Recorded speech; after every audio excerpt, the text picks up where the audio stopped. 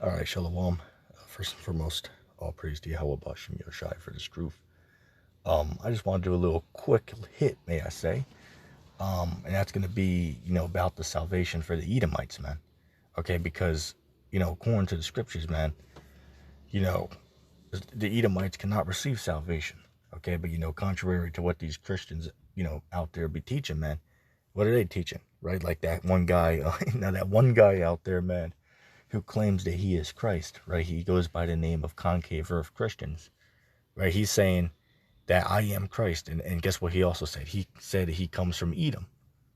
So not only is he Christ, he's saying that he's also an Edomite, is what he's saying, right? But he's Christ, though. This guy's damn crazy, man. I mean crazy with a K. It better must be some type of brother reminds me of reminds me of damn Kevin from Split, man. If anybody saw that movie, you know what I'm talking about. Right, that guy, damn, that guy reminds me of damn Kevin. Damn. Yeah, I mean, hey, man, that guy got a few bolts loose in the head, and that might be even an understatement, man. I mean, damn, that guy. Damn, Anyway, I'm going to get into this, man. Okay? The Edomites cannot receive salvation according to the scriptures. Okay?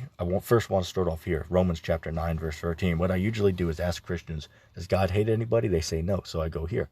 It says, as it is written, Jacob have I loved, but Esau have I hated. So there we go.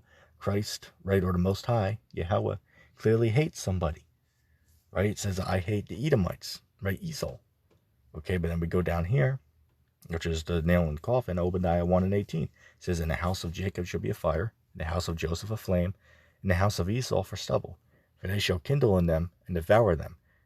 And there shall not be any remaining of the house of Esau, for the Lord hath spoken it. Right, the Lord Yahweh Ba'ashim Yahushai have spoken it, man. All right, there should be none of the house of Edom remaining. Okay, the Edomites, which the Edomites today are the so-called Caucasians, right, so-called white people, are the Edomites of the Bible, man. All right, now let me make this clear. I'm not saying that all white people are Edomites. That's not true.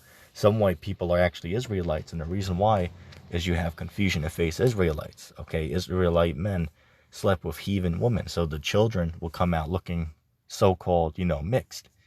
Okay, if you have a black man who sleeps with a white woman, and then eventually, if that keeps happening, right, the children grow up and they sleep with a white woman, eventually the children are going to come out looking white.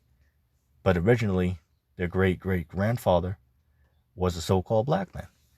Okay, so you see you have confusion to face Israelites as well. So just because somebody looks like they're white, that does not necessarily mean that they're an Edomite. Just to, throw that out there as well, man.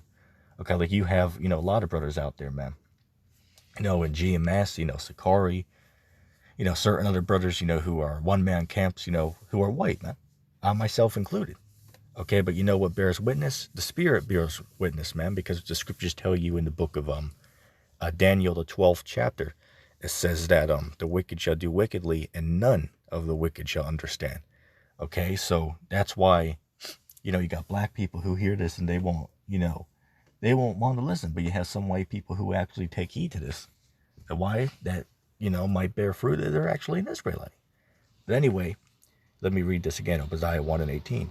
In the house of Jacob shall be a fire, in the house of Joseph a flame, and the house of Esau for stubble, for they shall kindle in it, and devour them, and there shall not be any remaining of the house of Esau, for the Lord has spoken it. Right.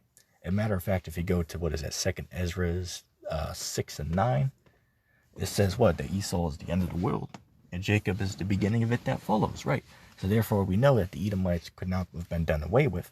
They might have been, smitten, right? Or, a good comparison would be like how you have certain species of animals who on Earth who are, may we say, endangered species. All right, so at one point in time, there might have been a few of them, but eventually they grew back again, right? They multiplied, reproduced, and grew back again, right, into a great, nation, man.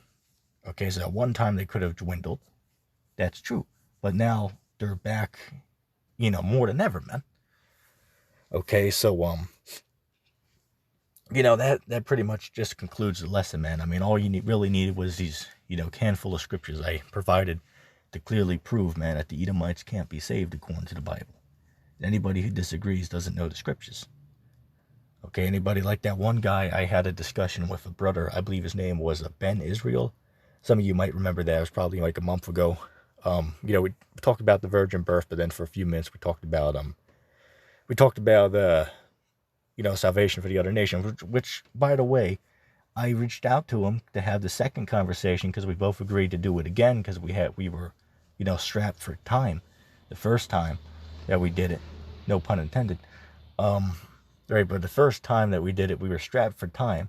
So you know, so I reached out to him again like 3 weeks ago. I was like, hey man, you still want to do the second talk? And he never got back to me. So I don't know what's going on with that, but just so it's out there, I reached out to him to have the discussion, but he didn't get back to me. I don't know what happened. Maybe he didn't see it. That's a possibility, but just so it's out there, I did reach out to him. All right? Anyway, that's pretty much going to conclude the video here. All right? I hope that was edifying, and I'm going to say shalom.